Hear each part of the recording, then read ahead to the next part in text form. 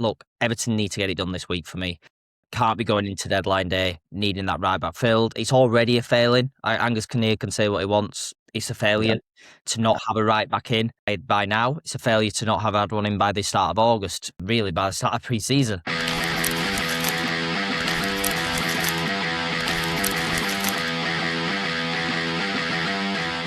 Hello and welcome back to ToffeeWeb Talk. I'm your host, Patric, and it's episode 2. This week we're back with another episode, myself and my co-host John, who's phoning in from sunny Gran Canaria, I believe, as well. We're a global podcast this week, and we are going to be reflecting on a season-opening win for Everton, 2-0 against Crystal Palace at Hill Dickinson Stadium. John, the first time since 2021 that Everton have won their first game of the season. Yes, which is long time coming. Long time. It is. Let's hope that this season proves a little bit better than the 2021-22 season, but we'll dive straight in. Quick thoughts on Saturday's performance. I was very happy with it. I was very happy to win. Obviously, I think we've lost the last 4 opening day, haven't we? So it was good to get that win and just get it off to a good start. 3 points after game week 1. Can't really complain. Obviously, people still do complain about the first half a little bit, but I was more than happy to see us win 2-0, get a clean sheet, and start well. It's good to see. I really enjoyed the second half. Actually, I thought we did okay. If you'll touch on the first half in a little bit. Any way you can win the first game of the season, I think is good. Yeah, it's about getting the job done, isn't it? And if you see some positive signs in the performance, that's great. And we'll touch on the first half, especially in a second. But I agree with you. I think the second half was really good, and I think overall it was a good performance. But obviously, some bits to definitely iron out. But I think what was really pleasing for me is Everton's big players all stood up. Mm-hmm. Jared Branthwaite, I think, played a little bit in second gear, as he has throughout pre-season. That doesn't mean he was bad, but I think he's been careful with himself, isn't he? But again, him playing in second gear is still miles better than Michael Keane playing at first gear, especially with how Michael Keane and James Tarkowski kind of don't work well together.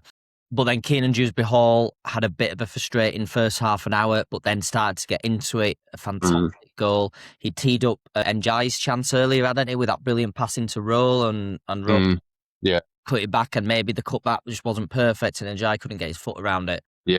But Dewsbury-Hall then started to, press and hassle and gets his goal. And then Iliman Ndiaye in the second half with that fantastic cross for the second goal. Unbelievable cross, that. Wow. Yeah, and showing what he can do from the right-hand side. Look, I think he's better on the left. I think a lot of people do. But I'm not of the opinion that he can't and shouldn't play right. I think he just offers different things. I think on the left, he's going to be more of a goal threat, more entertaining, and that's brilliant to see. But his dribbles, his running in from the left, it's fantastic. But he doesn't really always create a lot from it, because he's doing it. Like, it's fantastic that he does it, and it's so great to watch. But on the right, he does tend to naturally create more just because he's going to whip balls in. Now, again, I'm happy for him to play either side. I think he would rather have him left, but he showed what he can do from the right. But just how pleasing, before we touch on the rest of the performance, how pleasing for you was it to see Everton's key players on the day? Like, if you had to pick 3 players from that team to stand up, it'd probably be Pickford, Dewsbury-Hall, Ndiaye and or Branthwaite, isn't it? Be 3 from them, and they all stood up, didn't they? Yeah, I think it was nice because, a lot of people have been talking about signings and all that for this season. It was the men from last season, our main men from last season, who turned up and got us over the line in the end. I mean, the save from Pickford from Nketiah was just unbelievable. I mean, the pass from Adam Wharton was perfect. Obviously, Nketiah probably think that he should have scored, but I think Jordan Pickford pulling that save out when we needed it was a really big moment. Dewsbury-Hall getting back to what he does best. He loves scoring goals, Dewsbury-Hall, and that's what I really like about him, and his goal was perfect. I've seen a lot of people talk about Ndiaye's cross. A lot of Everton fans saying about Dean Henderson maybe should have come out for it or something, but I think the cross is just it's perfect. Like, it's impossible to defend. I think it's impossible for a goalkeeper to come out, and you kind of see on the replay Dean Henderson maybe move forward a little bit, but the whip on the cross just takes him out. And the header from Barry was maybe going wide, maybe nestling in the corner. We don't really know, but they gave him the goal, and it was good to see him go off to a good start as well. I thought Ndiaye looked lively. It was nice to see him take players on, do what he does best at times. And Dewsbury-Hall, he nearly sets up he nearly set up Barry in the first half as well. I think Barry just couldn't sort his feet out in the first half. But yeah, it was good to see them turn up, and Dewsbury-Hall's goal was brilliant. What a strike. It was brilliant, wasn't it? Yeah, it was fantastic, and I think they showed the quality that Everton do have, but we can't ignore. I don't think the first half performance was necessarily bad, but there were some very bad moments. And I've got some stats here. I know everyone isn't always a fan of the stats, but don't worry, it's not going to be too detailed. Opta have a metric called big chances, which is essentially where Opta, based on all their data and all their records that they've done over the past 30 years now, they would reasonably expect a player to score from such a situation. Now, again, it's nothing that you wouldn't know, the man on the street wouldn't understand. It's actually quite a simple one. So would you expect a player to score, generally speaking, based on average? Palace, in the first half, created 4 big chances. Everton created 1 across the entire game, and that came in the second half, and it was Tierno Barry's goal. So I think it's fair to say, defensively, Everton were exposed a little bit, and I think especially down that right-hand side, Branthwaite and Mikalenko essentially had it tied up, but Muñoz didn't manage to get forward that much effect. 1 chance late in the first half. And obviously Palace were playing without Ismail Assar, who wants to move to Galatasaray. But, down that right with Roll, who I think did well, but I think he was in the first half, he was so energetic and so almost panicky a little bit, because not in a bad way. He wanted to impress. He wanted to get forward, and we showed what he could do going forward. But defensively, he was caught cold a little bit. Hackney and Armstrong, as good as they were leaving space because neither of them are natural sitting midfielders. And Tarkowski was falling asleep as well, and then he just doesn't have the pace to get out. And obviously, we relied, like I said, Jordan Pickford to make a massive save, and then Mateta to really have a bad miss. So yeah, I think Moyes can tighten that up, for next week against Bournemouth. But we'll park the pressing game for a minute. We'll touch on that shortly, but I think that maybe can be a little bit different. But especially against a Bournemouth team away from home, Bournemouth, who love direct attacks, love to get forward on the counter on transition. How do you think we can maybe patch that up if we haven't got James Garner ready to start and Christian Nørgaard's not yet available? It's difficult, really, isn't it, without them two? They're probably the two you'd say in our squad's the best at that job. So he might have to go again with what we have. It's about maybe being a bit more rigid, like next week, but being a bit more rigid and maybe sitting a bit more and pick and choosing our moments a bit more than being, full-blooded attack, which we're not a full-blooded attacking team anyway. But maybe just telling them, one of you just need to sit there and close the gaps, because there was a lot of gaps in the first half, especially. I mean, the chance Mateta missed when he hit the post, I can't believe he's missed that. And yeah, it'll be difficult without a natural sitter. We need to maybe prepare for the fact that Bournemouth probably will get a few chances if we don't have a natural player sitting there, and we might need to rely on our goalkeeper again a few times to make a few big saves. Like, that's just might be the way it's going. I mean, I don't know the situation or not. Do you know if he's going to be anywhere near fit next week or anything like that? I don't really know the situation on him. With Nørgaard? Yeah. So he hasn't played in pre-season, has he? Yeah. What it was is he signed for Everton, and maybe then in one of his first sessions, he's tweaked a muscle. This is according to the report, and they've just scaled him back. Right. So he won't be involved in full training. Now, I think the hope was he wouldn't miss more than a couple of weeks of the season. Now, probably normally you'd be looking at that first international break of the season as the time to get him fit. Everton don't have that until, nobody has that until, when is it? 21st of September this year? Yeah. So in a way, that's worked against Everton, because that'd be the time that you'd be wanting to get him up to full fitness. Same with James Garner, really. You could almost have for them like a week of a mini pre-season, get a bounce game in there. They might still do that. Look, he might surprise us and he might be on the bench at Preston, but I think the best we can hope for probably is him coming back for the Man United game, maybe an option from the bench, which...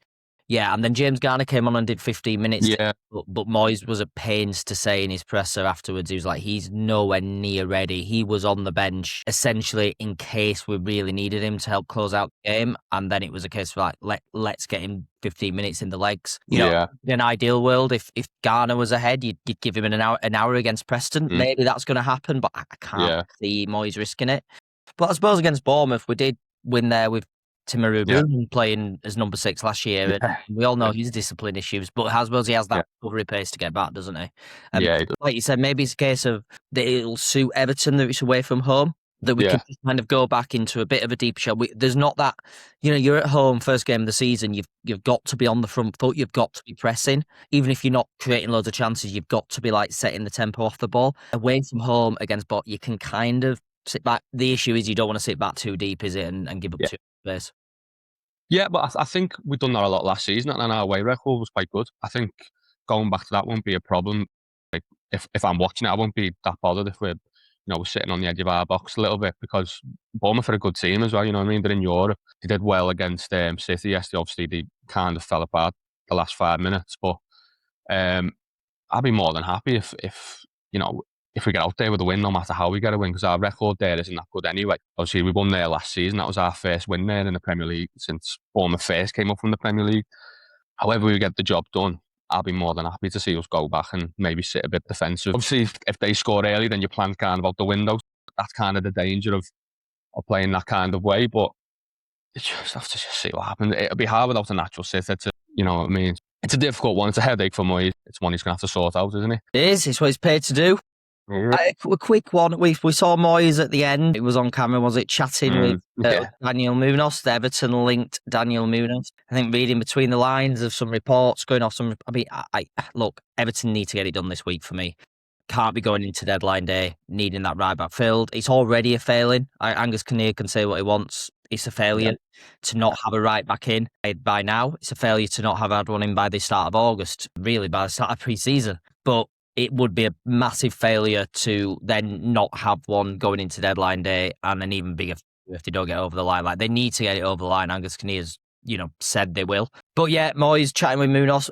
And, for all the furore of a couple of weeks, I really like Daniel Muñoz. I think he's a fantastic fullback. For all the furore of a couple of weeks ago, though, when it was the reports were, Moyes is unsure whether he's a right back or a right wing back. I know Palace played essentially with the same system that Aznou used. It was a 3-4-3. A little bit different with how Sage lines it up, but it was generally the same. I think we saw why Muñoz is a better wing back than fullback, and why, as good as he is, I think the club should have some reservations over spending the best part of 20 million on a 30-year-old regardless, but especially if you're not quite sure where he's going to fit. Now, look, I think he'd still be a good signing, but I do think that that's fair enough to have those reservations. And I think we saw in the performance, again, I've got a couple of stats here. Muñoz didn't get a crossing, which again shows that Mykolenko, George, Branthwaite, Neo was on that side, drifted over, did really well to keep him in. Didn't get a single crossing, he didn't create a single chance, and he did have one shot. He had 2 shots, so he did get forward. But and we also saw him make the mistake for Everton's opening goal with Harrison Armstrong capitalising on a loose touch and feeding Dewsbury-Hall. What did you think of Muñoz's performance? Would you still be keen for Everton to sign him if they can't maybe get Guelda over the line, let's say? Yeah, it's difficult when you watch the player you're linked with kind of not have the best game, isn't it? Because it kind of makes you think maybe we shouldn't touch him. I would still be happy if we got him in. He's still a good player, but George kind of did have him on toast a little bit, especially in the first half. He was running them ragged a little bit. But what I liked about Muñoz, and what I like from a right back, is him being in. Obviously, you said he didn't obviously put a cross in, but like getting on the end of shots and stuff is not something we've seen a right back do since probably early Seamus Coleman. When Baines used to whip them in for him, and he'd be on the end of a lot of them. But I'd still be happy if we got him in. Obviously, there's a lot of people on Twitter saying, like, don't touch him now. We've just seen him get exposed. But I think Moyes is capable of reining him back in and, turning him into a David Moyes type player. But yeah, obviously he didn't have the best game yesterday. Obviously, it was, as you said, he was at fault for the first goal. But if we got him in, I'd be more than happy. And obviously, they're having a little chat on the pitch, which obviously spared a lot of rumours again online. But yeah, if we get him in, I'd be more than happy. More than happy. I remember, I think it was after the Forest came to Everton in the first season. They were up with 22-23, and it'd been August time. The season started really early that year, if you remember, because our World Cup. So we started like the 6th of August was the first game, and I think we'd got to like their 4th game, and it was still August, and Forest came to Goodison, and Everton had been very, very close earlier in the year. In the summer, very close in the sense of Morgan Gibbs-White was essentially ready to come on a plane to join the pre-season tour in the US to sign for Everton. And then they couldn't get the deal done with Wolves, and he ended up going to Forest. Everton put a last-minute bid in, but he ended up going for Forest. So I remember vividly Frank Lampard speaking with Morgan Gibbs-White on the pitch. Said afterwards, At the time, I wasn't particularly devastated to miss out on Morgan Gibbs-White. Looking back, like what a signing that would have been. Yeah. I think it was the money, wasn't it? He went for like 45 million, didn't he? Yeah, I think the thing with Wolves is Everton had a deal pretty much done around about the 20 million mark, and Wolves pulled the plug at the last minute. And obviously they ended up selling him for 35 million. Yeah. And at the time seemed a lot. At the time it was a lot, but with the way the market's moved on now, got him. What would it be worth now? But those chats on the pitch between linked managers and players are always quite funny, aren't they? Yeah. So that was Muñoz. Yeah. Again, I'd be happy with Daniel Muñoz. I think he's a fantastic fullback. Again, though, I did go into the summer seeing a lot of people go, well, we have to sign younger players. We can't spend any big money on older players. I think it's a sign of where the club have let the right back situation get to. Those same people, who's level-headed people, were now the ones last week going, we need to spend 80 million on Daniel Muñoz, who's 30. It's like, it's... But again, the club have created this situation, haven't they? It's of their own doing. But he did not his best display, but it's still a good player. We know their track record. Hopefully this time, well, maybe not this time next week, but whenever we record next week's podcast, we will be able to speak about a right back coming in. Who maybe they'll have even made the debut against Bournemouth. But maybe we'll see. Maybe that's getting a bit too hopeful. Just had some notification on my phone and was thinking of Everton actually in talks for a right back, but we're not. Anyway, at the time of recording, that is. Another thing that's caused a bit of, say, uproar, but debate online. I got involved on Saturday, and look, it's not everybody, and everyone's entitled to their own opinion. I totally get that. I've written a piece on this for ToffeeWeb, which should be out early this week, on essentially, should we cut David Moyes a little bit of slack with some things? Now, I'm not saying we can't be frustrated with David Moyes. I get frustrated with David Moyes.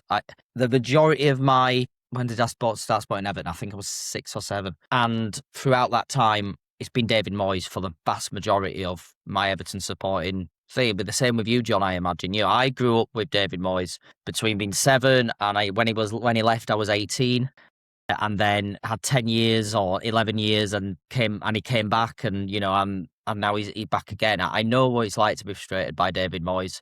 Yeah. But I think he gets some unfair stick for some of the comments he made around Harrison Armstrong. Essentially, after the match, and he said this on Match of the Day as well, but he also said it to Everton's official channels. He was asked about Harrison Armstrong's performance, and he said, yeah, brilliant performance, playing really well. And Moyes said, and I'm going off the BBC one here, he said, the strange thing is, he possibly wouldn't be playing if we had players fit in midfield like James Garner and Christian Nørgaard. But they're not fit. Harrison is playing. Harrison's playing really well, and he definitely deserves his place. It's not verbatim, but that is essentially that. I'm paraphrasing. That's what Moyes said. Yeah. And then you go online, and it's, why does he even have to mention the injuries? Why does he even have to do that? Like, do you see a problem with what Moyes said? Because personally, I don't. I think that's absolutely fair to say. Yeah. Like, I don't really see the problem in saying this young player might not have got the chance he's got if not for injuries. But he's taken that chance with both hands through pre-season and now. Yeah. And now he deserves to be in the team on merit. To me, that if I was a player, I'd be totally happy with this. And I don't know if it's a modern fan thing that it's like young players have to play every minute, that they have a right to play every minute, rather than it's good for them to be dropped in and out. It's good for them to watch and learn sometimes. I think Armstrong, more than anybody in the squad, he's clearly been shown Moyes trusts him. Yeah. Moyes does trust him. He trusts him over other players as well. It's just maybe he doesn't trust him over James Garner, who was Everton's player of the season last year. Like, I don't really see what's wrong with that. But do you think different? I think it's quite obvious that if James Garner was fit, he'd be playing because he was our player of the year, as you said. Obviously, we bought Nørgaard in for some money, and he's got that extra experience that Moyes really likes. That doesn't mean Harrison Armstrong hasn't wanted to start. It's just we've got more experience in there, and Moyes, we all know Moyes loves the word Premier League experience. He's in love with it. And I don't think it's the worst thing that he's ever said. We like to see young players get a chance at Everton, especially a young Scouse lad. It's always nice to see. But I am not that bothered about what he said, really. Harrison Armstrong will get his chances, and he got his chance yesterday, and he did really well. If James Garner's fit, I want James Garner playing. That's not a problem for me. I've not seen Nørgaard in an Everton shirt yet, so it's hard to comment on that as such. But I know Nørgaard's a good player, and he's been brought in to be that sitter. And yeah, I'm with you.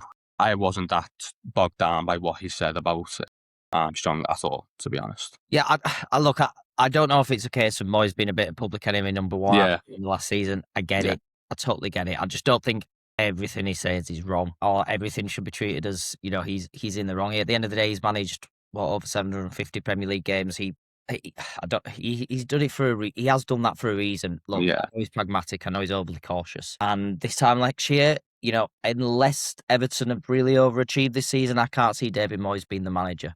Well, again, that doesn't mean that he's necessarily in the wrong saying some of the things he says. And in this case, I think he's absolutely fair to do so. And I did have a fantastic game. And I think Moyes, I think it'd be more if he'd have found holes to pick with Harrison Armstrong and Hayden Hackney, which he could have done in the first half. I've just done then. I think in the first half, they were getting used to it all. They were pulling apart a little bit, creating space for Palace. But that's to be expected, isn't it? They're young players, inexperienced players. Moyes could have got in on that. He didn't, but he did kind of. Look, this is a man who held back Wayne Rooney when Wayne Rooney was the world's next big talent. Yeah. And trust me, even I remember from being 7 or 8 how frustrating that was. Yeah. You're like, why is Rooney not on? Why is it this? And that first season, Moyes really kept a lid on it. And yeah, it's. So I don't think he's going to change for Harrison Armstrong, as promising as Harrison Armstrong's going to be. But speaking of young players who didn't get a chance anyway, yesterday, Adam Aznou, a little bit disappointing not to see him on the bench. There's nothing being said whether he's got or not. Now, again, you got to think if you can only pick a 9-man bench, and you've got to bear in mind, James Garner, Tristan Nørgaard not fit. Okay, well, Timmy Rabuna not fit. Might not be here by the end of the transfer window. Carlos Alcaraz, who came on, might not be here this time next week. Beto might not be here this time next week, but if Beto's not here, Everton will have brought a striker in. They won't let him go and not get a replacement in. So there might be 3 or 4 players who may not be here. Nathan Patterson was on the bench. They need to get him a move. Mm-hmm. But then you look at that and you think, well, look, Adam Aznou's going to face a battle on his hands to get in. This is what we want. And I think will kick off a lot as well when they go see a certain name on the bench. It's like, look, well, you're the one who wants a big squad as well. These same people want big squads, then that's going to be a byproduct. These certain players on the bench. Now, my argument would be, who would Aznou replace on that bench from yesterday and from Saturday? And to me, it'd just be Nathan Patterson. Personally, I don't think Moyes is ever going to turn to Patterson, even though I would. So I'd say Aznou is better to be on the bench because he's played well in pre-season. Patterson's he's basically up for sale. And I think if Moyes had needed to bring a right back on, he'd have brought Jake O'Brien on. Yeah. Why or he'd have brought James Garner on to play there. It's like, why bother having Patterson there over Aznou? No, yeah. Other than that, look, would I want Michael Keane on the bench in an ideal world? No, but Moyes is going to have him, and you're going to have a goalkeeper on the bench. So I can't get why Aznou wasn't there. But another player who was on the bench who didn't get on is Tyler Dibling. Again, could he have been brought on over? Could he have, Everton only used 4 subs? Did Ndiaye have to play the full game? Yeah. Could Ndiaye not have gone off when Dewsbury-Hall went off in the 94th minute? Just get Tyler Dibling a couple of minutes of that Premier League action. He played well in the end of pre-season. He played really well last week in the friendly. Yeah. He did not do that. I think the good thing is we've got Preston coming up. Those players have had minutes in pre-season and been playing regularly. So it's between a rock and a hard place, because if Everton makes 7 changes on Wednesday, everyone's going to be up in arms. But at the same time, everyone's wanting to see these players play.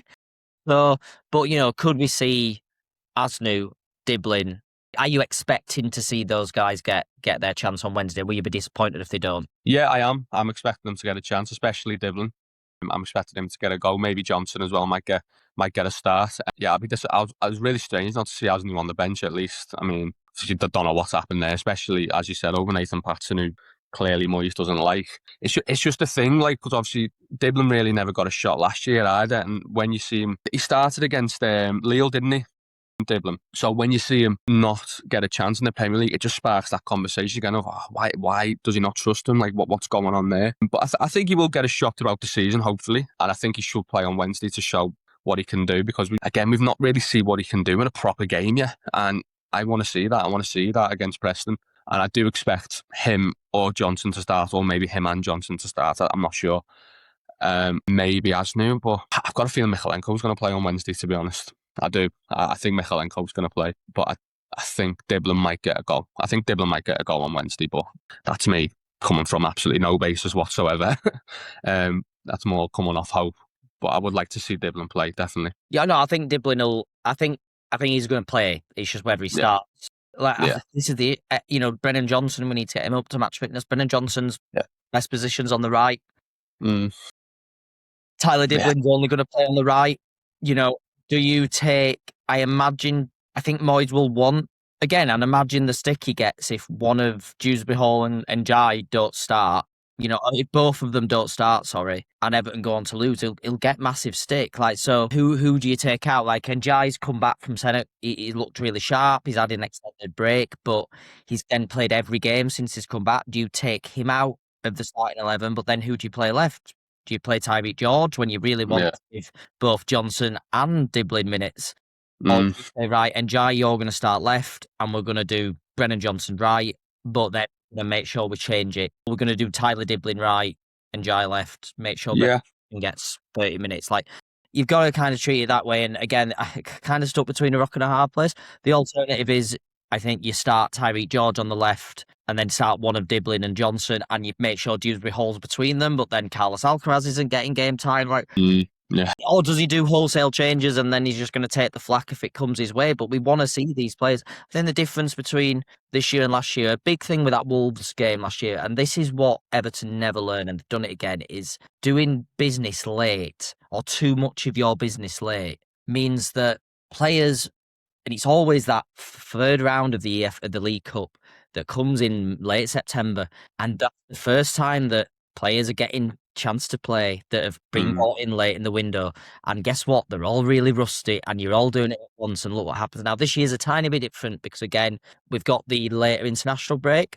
That means that there is actually Premier League games straight away in September all the way through until the end of it, so maybe that will change things a little bit in this regard, but normally that's what happens, isn't it? So it's at least this time Dibling's played through pre-season. Aznou, I hope he gets a go, but I'm with you. I think Mykolenko will start. What I would like to see is Aznou definitely feature. Could he feature on the left wing if needed? But then, look, make a decision on him and get him out on loan if he's not going to be playing. Because he needs to play. He's done enough through pre-season.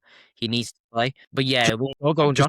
Just on the wingers, I think it's a nice conversation to have depth there and talk about different wingers who can play, and that's the headache that we want our managers to have to see who can play and who we have to leave out. I think as much as we're all complaining about who we want to play, it's nice to have conversations about different players who can play, in my opinion, anyway. No, it absolutely is, and it's just Will Moyes do it, isn't it? It's just Will Moyes to be flexible enough to make those changes, and he always does tick me with this. When people go mad at the changes things with League Cup games, I've seen it so many times. Because, again, they'll be the ones, it might be a bad performance that we've seen at the weekend, and it's we need to bounce back, and then it's well, why has he made 7 changes? He made 7 changes because the performance was bad, but you then might risk the disjointed nature. It's what, I'm not defending Moyes, it's what can you do as any manager? And it's always a weird one, but the one change I don't want to see is Mark Travers come back in. I think he will. Yeah, I think he will, but I don't want him to. I don't think there's a need. Again, that's nothing against Travers. I think he got better through pre-season as well with it.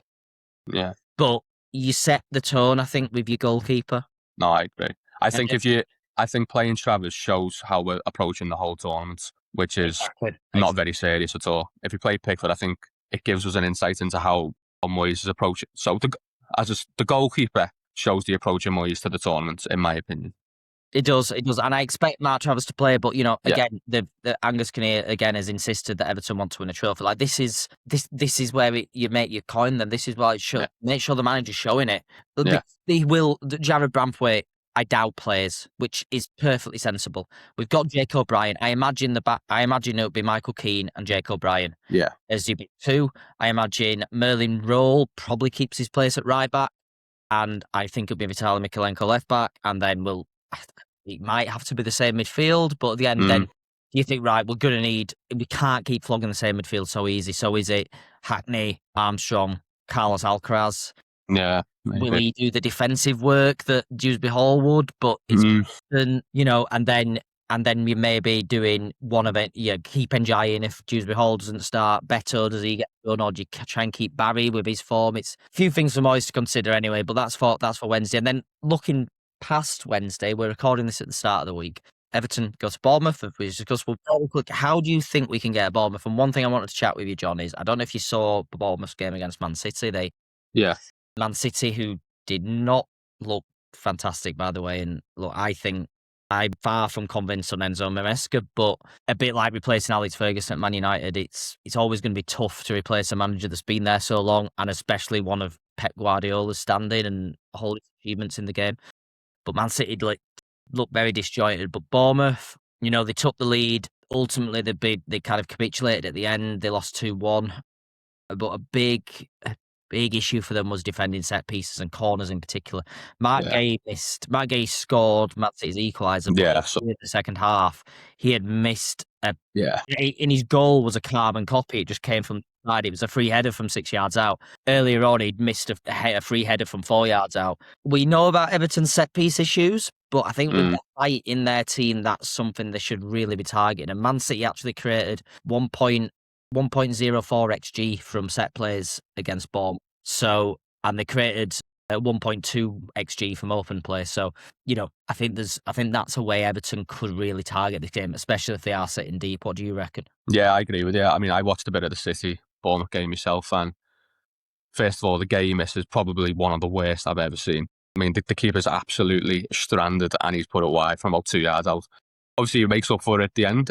We've complained a lot about our set pieces over the last few years, and over the last year. But I think it's definitely an advantage that we have because we have a lot of big centre backs. James Tarkowski, if he plays, it's definitely because we're not going to have much of the ball. I don't think on Saturday, so we need to pick and choose our moments. And I think getting decent set pieces into the box is a good way of doing so. I think Dewsbury-Hall's got a good delivery from a corner. I think if James Garner, if he plays, has always got a good delivery. So it's definitely a way we can target them, absolutely, because Man City did get some joy from them yesterday, and the keeper does get caught a little bit. That was something I noticed as well. The keeper does get caught a bit in no man's land with a decent corner, especially with the Gay chance that he missed. But yeah, we definitely need to go into that game thinking set pieces is a way we can get a result here, and I think it's something we need to work on because we've got the height over them. I mean, we need to use that to our advantage to try and get out there with a decent result. We really do. A big week for Everton, I think. We've got it's a good start. It's keeping up now. It's keeping up that momentum. Preston in the cup. Not going to be easy going to Deepdale. At least we're not going to Goodison Park. the most Everton thing ever to go on, wouldn't it? But yeah, to go to Deepdale, it's not going to be easy against Moyes' old team. But Moyes is buzzing to be playing Preston, though, isn't he? He absolutely loves it, and he's on the round corner from his house. And then he'll, but Everton have to get their act together in the transfer window too. Like again, I'll be writing a piece on this week for ToffeeWeb, but I think it's now it's crunch time, isn't it? We've got just over a week left at the time of recording. It shuts on September the 1st at 11 o'clock. We need to be getting out. The players need to be getting out. We need to be getting players out. Mm-hmm. I do think Timur Mbuna will go. Like, his injury's not that bad. I think Hull will in. We'll see what happens with Carlos Alcaraz and Beto. And then, it's like it's kind of gone quiet on the Patterson links, but are they just waiting for that right back to come in to get him out the door? And I think Everton let's see what happens with Jack Grealish and Iliman Ndiaye. That situation is live, isn't it? I'm not sure one impacts the other as such. I don't know what you think, but maybe one should impact the other. Maybe fine with what Everton have got right now. I don't think more quality would hurt us. It's then like, well, what's the development plan for Dibling? If Ndiaye stays and Grealish comes in, do we have to look at a loan for Dibling and say, well, you need to get those minutes? Yeah, difficult one. It's a difficult one. It's it's a big week. I think it's going to be a very busy week. But Everton just need that right back in. They need a left back in, but they need that right back in before we get to the weekend. They really do. It's already a joke as it is because they're not going to do any business on bank holidays because they take bank holidays off. So any business next Monday, guys. It'll be all done on Tuesday. But we'll be back anyway at some point next week. Probably, I imagine, maybe Wednesday morning. John, we'll get a nice. We can wrap everything up then, can't we? A post-deadline day / look back at the Bournemouth match and everything like that. We'll get a podcast out to you as soon as. But thank you for tuning in, all you ToffeeWeb fans. Really appreciate all the feedback so far. Hope you're enjoying the podcast, and there's lots more to come as well. And we'll be getting more guests on than just myself and John too. We'll just be us two rambling. Yeah, thank you very much. All the best, everyone. Thank you. Cheers. Cheers.